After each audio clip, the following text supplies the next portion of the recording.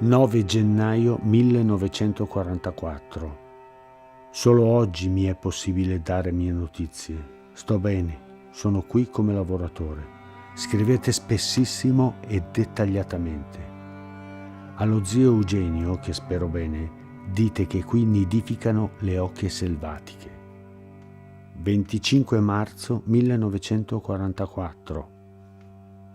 Tenete annotato tutto quello che scrivete e ricevete, così vi saprete regolare.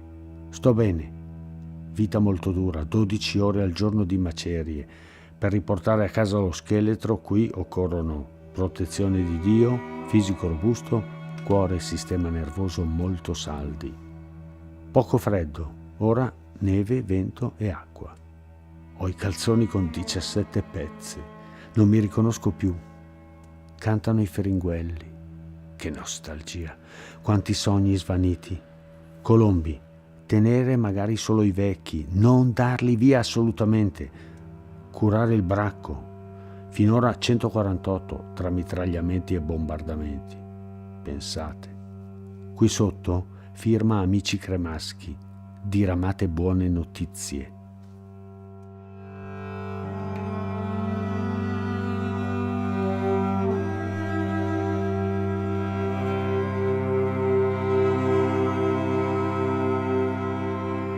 Quando sono arrivato qui per me è stato un enorme passaggio, un enorme beneficio di vita, insomma, perché mi ricordo quando sono entrato dal portico di via Bottesini, c'era questo portico stretto e lungo con le colonne di cotto, i soffitti di legno, c'era questo portico lungo e in fondo al portico a sinistra c'erano 3 gabinetti per i ragazzi, 3 gabinetti con le turche e l'acqua corrente, e il lavandino con il rubinetto dell'acqua.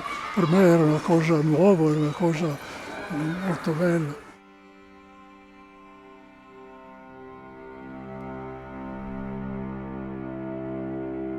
Hanno gestito questa oreficeria. Gestito proprio è un po' un eufemismo, perché mio padre non se n'è mai curato e saremmo sotto i ponti, insomma, adesso, se fosse stata l'amministrazione.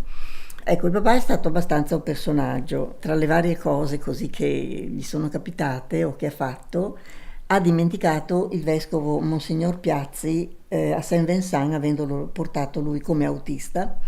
Sicché mio padre l'ha portato, l'ha scaricato, è andato a giocare al casinò e poi ha detto: se fumi Waka.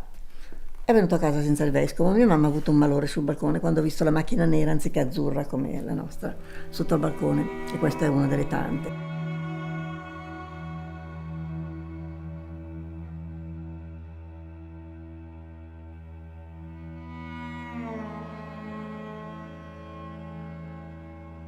Quello che ricordo era il padre della signora Mai, che veniva a trovarci di notte portando dei pacchi e ci portava da mangiare, ci portava del vestiario, a suo rischio e pericolo, perché qui era un grossissimo rischio. Aiutare degli ebrei era una cosa terribile. E lui a suo rischio veniva qui di notte e noi, se non avessimo avuto lui, non so come avremmo potuto fare. Era una cosa impossibile, perché non uscendo né giorno né notte non potevamo avere nulla, specialmente all'inizio. 16 aprile 1944. Sto bene. Mio corre camicia, possibilmente militare. Attendo vostre nuove. Io tiro avanti, faccio tutti i mestieri immaginabili. Muratore, fabbro, falegname, becchino. Ho preso una lepre nel cimitero. Ma purtroppo quasi sempre sono allo sgombero macerie. 10 ore di lavoro al giorno e hanno l'aria di aumentare. Penso sempre a voi, alle persone care, alla nostra bella casa illuminata di sole e di fiori, piena di sacri ricordi, con l'atroce dubbio giustificatissimo di non ritornare più. A tutt'oggi tra mitragliamenti e bombardamenti sono 180. Ho finito la scuola a 13 anni, un anno prima, ho trovato subito un posto di fattorino presso Munizioni del Ghiaccio. Sono stato 6 mesi, 50 lire al mese. Dopo 6 mesi ho trovato un posto da Ville Bonaldi.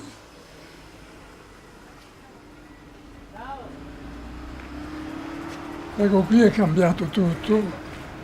Sono sorti edifici nuovi, lo stabilimento è stato demolito e sono sorti nuovi edifici, come succede, i cambiamenti sono continui. Mi hanno detto che cercavano un impiegato, ricordo che mi hanno chiesto perché vuoi venire via dal lavoro di fattorino.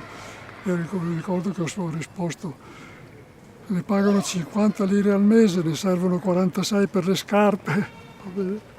Io dovevo sostituire quel giovanotto che era in partenza militare, perché allora i giovani, 18 anni, era tempo di guerra, quindi andavano militari. Quindi nelle aziende c'erano i bambini come me e gli anziani.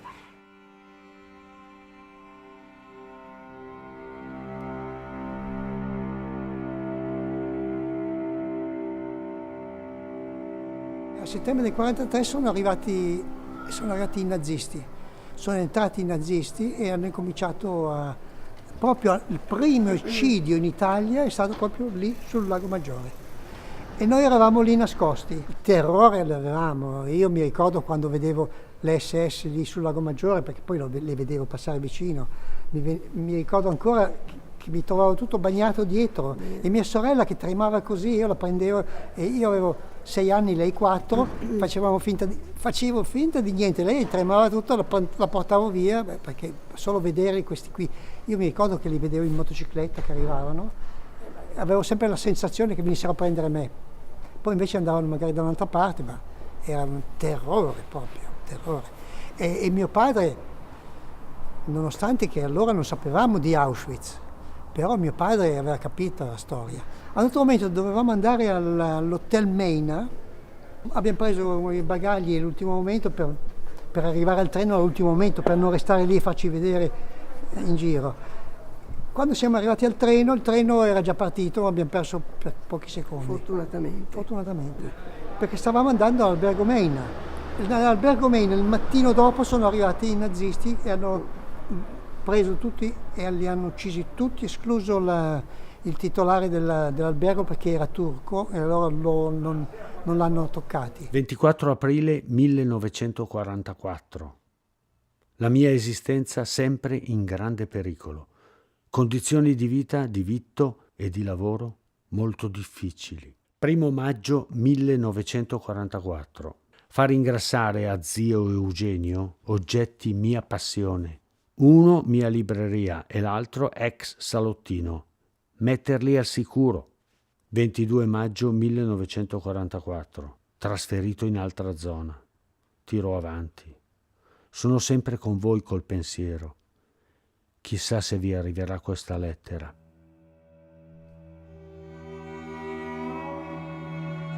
Era una giornata di sole, una giornata bellissima, fredda ma bellissima.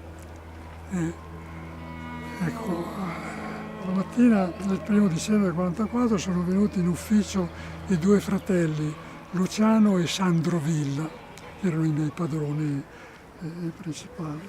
Avevano scoperto un residuo di muratura nel campo fuori dai portici dell'officina, verso le mura antiche.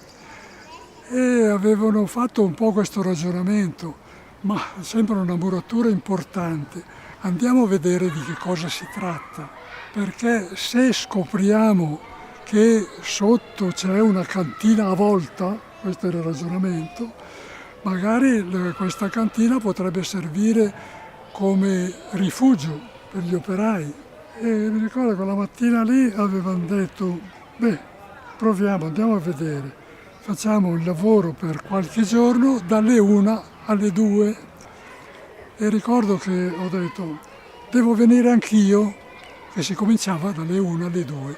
il mio orario era alle 2 e mi hanno detto ma fai quello che vuoi, non era importante insomma. Però la cosa mi aveva incuriosito.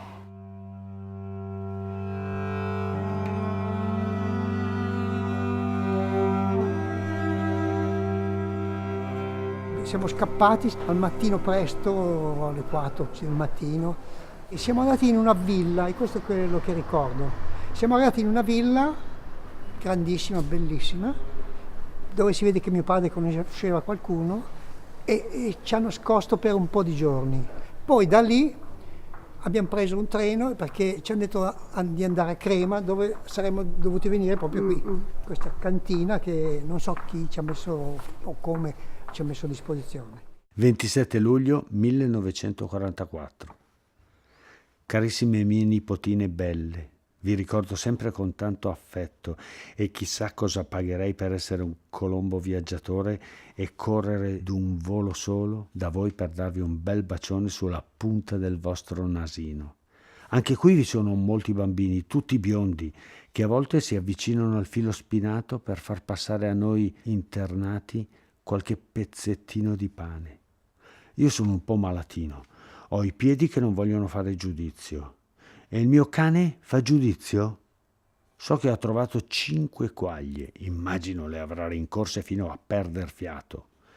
Tu, Maria Teresa, che sei la più grandina, digli così, se fa il cattivo, che se tornerò a casa io gli darò tante botte. Lo farò lavorare dalla mattina alla sera, gli darò da mangiare acqua e foglie di rape e se morirà lo brucerò con l'acido nitrico.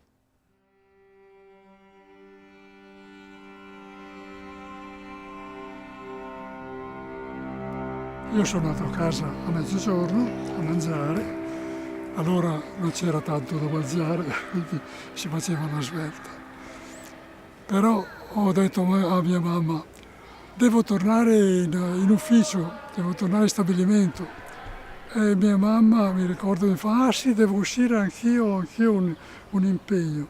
E anche mio papà aveva fatto il turno di notte, quando faceva il turno di notte, il pomeriggio andava in bicicletta in qualche paese dei dintorni per procurare, se poteva, qualcosa da mangiare, insomma. Quindi io, attratto da quello, invece di andare a lavorare alle 2, sono andato alle 1. Anzi, mi ricordo che all'inizio ho cominciato anch'io col badile, però il badile non era, per me aveva la pelle, il badile era troppo pesante, quindi ho fatto da spettatore. Dopo poco è suonato l'allarme, però nessuno si è mosso, tutti incuriositi per quell'opera. E in quel momento abbiamo sentito il rumore che oramai conoscevamo, io ho alzato gli occhi e da sud ho visto i due aeroplani luccicare al sole. C'era quest'aria di segretezza, di mistero, che stuzzicava anche un po' noi bambini, perché quando senti che c'è qualcosa di nascosto diventi anche più curioso, no? Sentivamo il movimento di fuori, avevamo una paura terribile, non ci muovevamo mai. Mia madre era terrorizzata. E poi alla fine qualche passeggiatina siamo riusciti a fare dopo qualche mese, perché ormai qualcuno ci poteva riconoscere così come persone del luogo, perché probabilmente c'erano dei rifugiati anche qua, per cui avevano detto saranno dei rifugiati di Milano, saranno delle persone, non andavano a pensare che fossimo ebrei, ecco. E mia madre metteva il velo e andava in chiesa. Io mi ricordo, ecco, questo è un fatto che mi ricordo benissimo, che ci andavo anch'io in chiesa e ho imparato tutte le Ave Maria, Pater Nostro, tutti. E mio padre mi diceva, guarda, così quando se te lo chiedono tu sai che l'Ave Maria, il Pater Nostro non si sa mai. Per la sicurezza.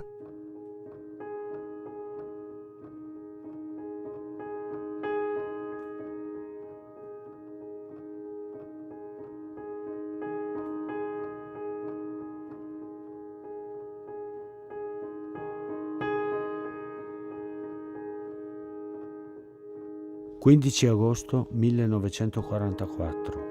Si parla qui di un nostro nuovo prossimo trasferimento. Vedremo dove si andrà a finire, casomai. Oggi Ferragosto, primo giorno di caccia.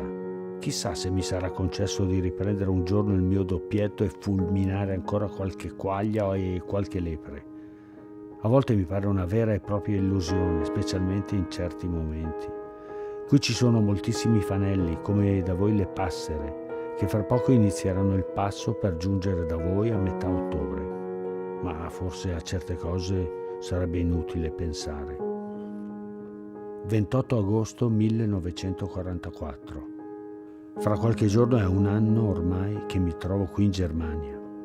A volte mi sembra un mese, ma più spesso mi pare un'eternità. Forse qui, per un complesso di cose, si perde un po' il controllo dei propri sensi e anche del proprio cervello. Qui bisogna essere forti davvero. Spesso sembra che tutto sia perduto e che ormai non ci sia più niente da fare, ma poi l'istinto della vita riprende. Il 23 corrente ho cambiato di nuovo il campo, è distante dalla zona precedente una quindicina di chilometri. È molto vasto e c'è gente di tutte le razze. Migliorato per via dei bombardamenti, per il resto siamo sempre lì. 4 ottobre 1944. Le vostre buone notizie mi tranquillizzano un po', anche se il fatto del ponte sul Serio mi fa pensare che anche voi passerete dei brutti momenti. E mi ricordo quando siamo partiti, ecco, questa è un'altra cosa che mi ricordo, che io avevo un bel paio di scarpioncini da montagna e non li mettevo mai perché per andare qui non servivano. E allora un giorno mi dice mia mamma, guarda, metti gli scarponcini. Scappo, che bellezza, ma che meraviglia, questi bellissimi scarponcini, che bello. Però lasciamo tutto qui perché il resto non possiamo portare niente. Nel treno mio padre, mi ricordo che ci ha messo io e mia sorella in fondo alla carrozza e loro, mio padre e mia madre, dall'altra parte. Loro pensavano forse se ci avessero preso avrebbero preso solo loro. Io avevo 6 anni, mia sorella ne aveva 4, mia sorella continuava a dirmi chiama papà, chiama papà.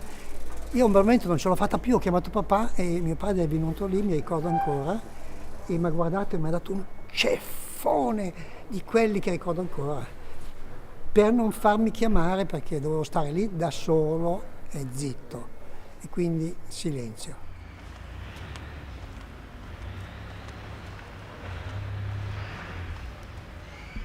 Siamo scappati verso le mura. C'era un fosso prima delle mura. Io ho saltato il fosso, ho perso un pochino l'equilibrio, sono andato a sbattere contro un mattone delle mura. Ho sentito una mitragliata, poi dei rumori come di tempesta, ho sentito una gran tempestata. E poi un silenzio, dopo questo mi ricordo, un silenzio assoluto. Mi sono diretto poi verso l'ufficio perché perdevo un po' di sangue e la moglie del portinaio, la signora Mariettina, mi fa: Miro, vai a casa, guarda che ti sei rovinato. Ho detto: ma no, se non che la portinaia insisteva e è venuto anche il signor Sandro e anche lui si è messo a insistere. Loro sapevano già che era stato bombardato San Luigi, però non me l'hanno detto.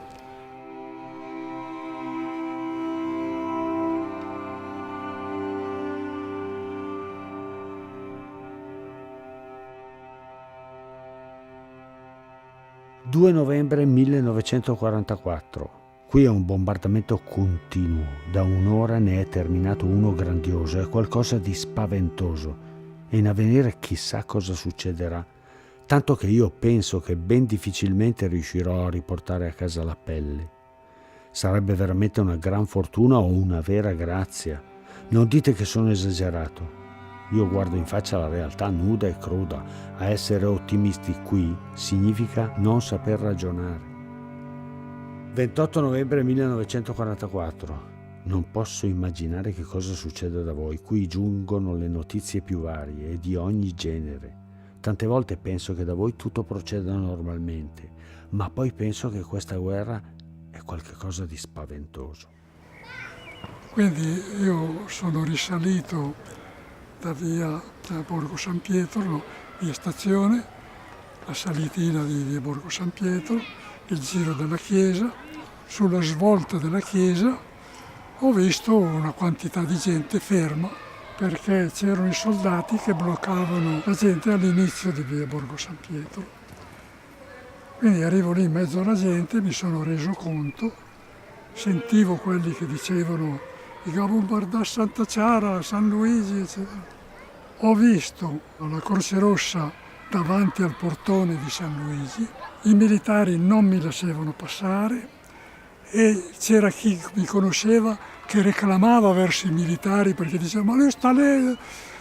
Ma io non ero un ragazzo abbastanza deciso, insomma, quindi con attenzione, con un pochino di attenzione, sono scattaiolato via, ho attraversato la strada, arrivo davanti al portone di Santa Chiara, va bene, sono entrato, il portone era spalancato, il cancellino erano spalancati e ho visto questo mucchio di macerie.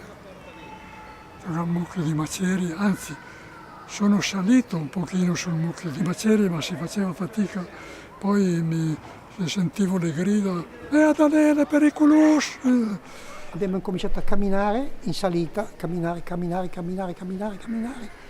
Era sera e siamo arrivati di notte in una cascina in montagna, accompagnati da una persona che ci aveva portato su questo. Questa cascina in montagna, ci siamo messi a dormire, ma avremmo dormito sino a 2 ore. Dopo 2 o 3 ore ci svegliano, è ora di partire. Allora partiamo e cominciamo a salire. Nella notte era proprio buio completo. E andavamo verso la Svizzera. A un altro momento cammina e mi ricordo che a un certo punto vediamo arrivare sulla stradina 2 fascisti in divisa, in bicicletta. E allora noi ci siamo buttati tutti per terra per nasconderci e tenerci sotto lì e lasciarli passare. Questi 2 fascisti stavano passando, a un altro momento mia sorella, che aveva 4 anni, ha incominciato a ridere. Le ha preso una cosa nervosa e era inarrestabile e tutti dicevano, stai zitta. E noi riuscivamo a trattenerla, lei continuava a ridere. Finché questi 2 fascisti sono passati. Quello che io mi ricordo di questo fatto è che mio padre in quel momento ha tirato fuori una rivoltella. Dopo 70 anni mi ricordo di mio padre che avrebbe fatto di tutto, ma non ci avrebbe fatto prendere.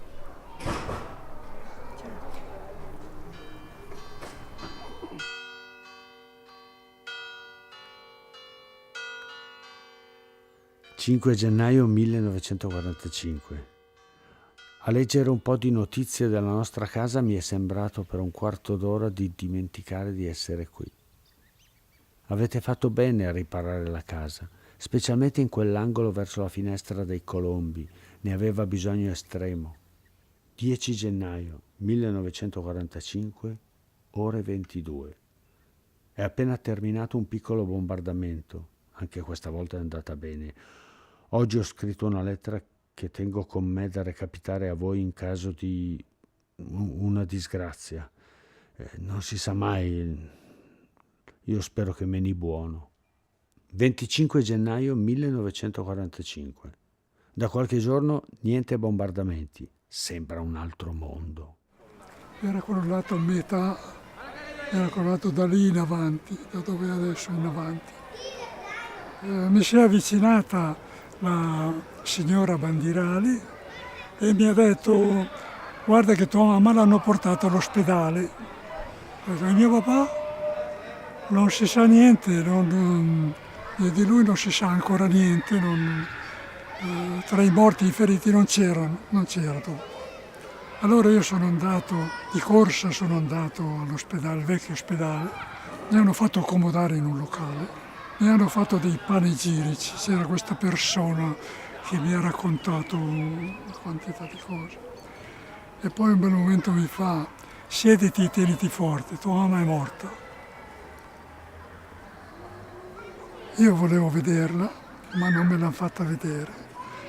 Mi ha detto: ma no, tua mamma era una bella donna, ricordati il viso che aveva, perché è stata colpita da una scheggia e aveva il viso sfigurato e non me l'ha fatta vedere.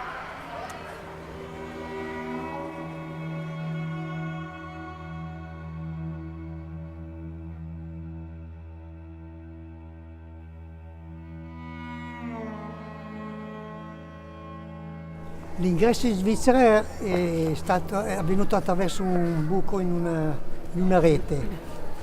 E la guida che ci portava ha fatto un foro in una rete, fra l'altro era piena di campanelli e si sono messi subito a suonare, quindi noi dovevamo cercare di scappare il più in fretta possibile perché segnalavano la nostra presenza. Prima è passata mia sorella, poi sono passato io e via via tutti gli altri. Siamo entrati di corsa e ci siamo incamminati sulla neve. Mia mamma aveva perso le scarpe e camminava a piedi nudi sulla neve. 8 febbraio 1945. Oggi, in mezzo a difficoltà che facilmente potete immaginare, ho fatto una potente pasta asciutta condita al burro. Poi ho fumato una buona Africa e mi è parso per un momento di trovarmi a casa nostra, di essere circondato da persone di famiglia e di aver dimenticato questi 17 mesi di ogni sorta di sofferenze. Subito un mitragliamento mi ha fatto ritornare alla dura realtà. Io sono tornato qui, un po' sulle macerie, un po' c'erano i soldati, c'erano i pompieri, lavoravano a mano, insomma toglievano pezzi, c'era chi comandava. Poi sono andato nel cortile, ho cercato di risalire la scala perché quella scaletta che andava al piano superiore c'era ancora, ma mi hanno bloccato, era pericoloso, insomma. E intanto veniva sera, tanto veniva buio e vedevo i militari, uno alla volta andavano, la gente se ne andava un po' per volta. E io ero seduto là nel cortile, su dalle macerie, e veniva buio, veniva sera, non sapevo cosa fare, Per un momento mi sono sentito toccare la spalla, era un mio amico Renato Lepre, e mi ha detto: mi ha mandato mia mamma a prenderti.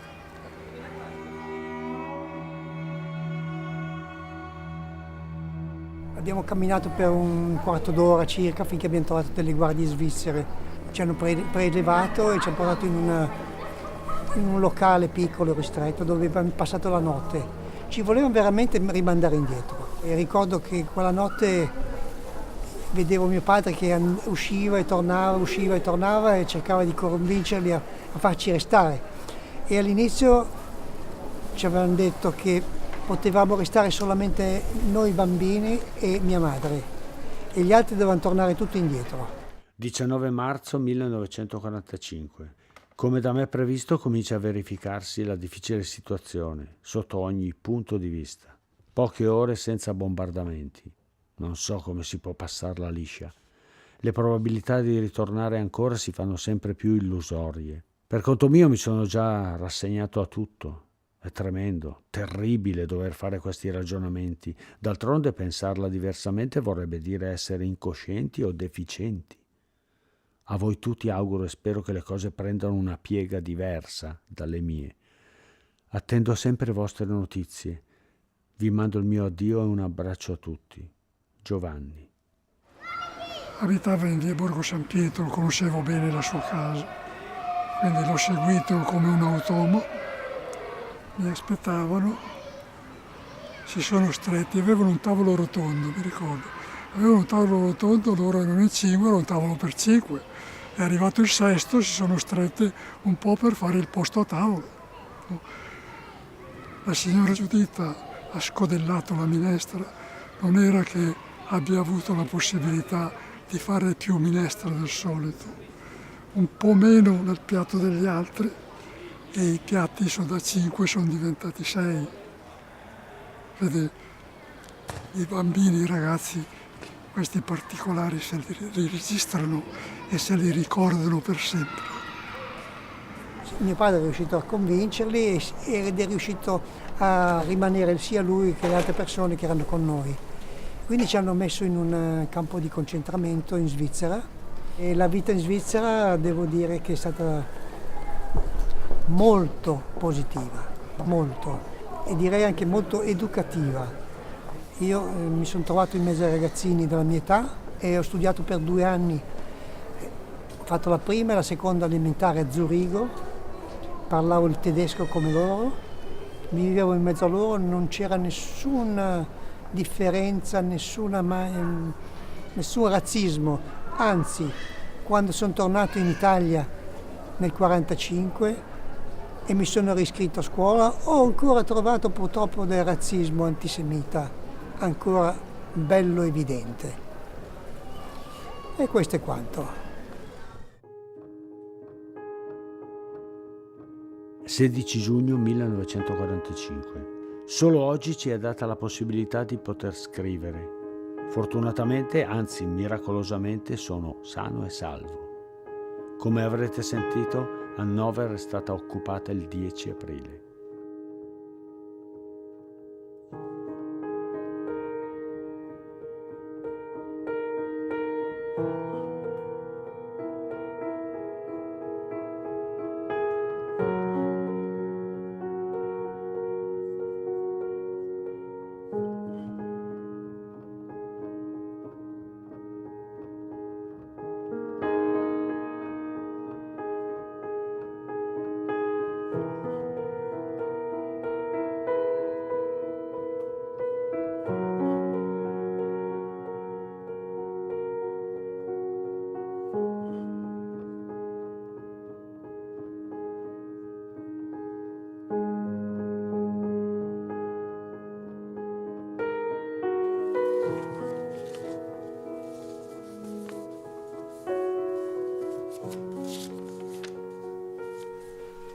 Ma nonno, quando scrivi, tu scrivevi per te stesso, per ricordare, però dici anche, è come se parlassi a qualcuno, dici, per raccontarvi un fatterello, a chi pensavi quando scrivevi?